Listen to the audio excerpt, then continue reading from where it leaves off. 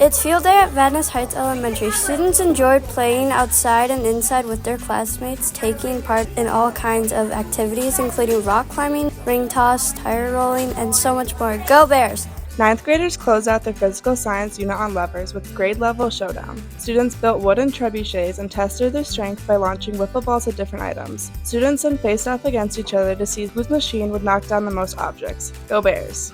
Lincoln Elementary held the final Houses Assembly of the school year this week. Students participated in a relay race. Those who earned the most house points were selected to pack a staff member in the face, and they learned who won the House Cup, which went to Fidus. Go Bears! AP Psychology students wrapped up their final project of the school year this week. They researched the psychology topic of choice and delivered their findings in a TED Talk-style presentation to classmates and staff in the South Campus Theater. Go Bears!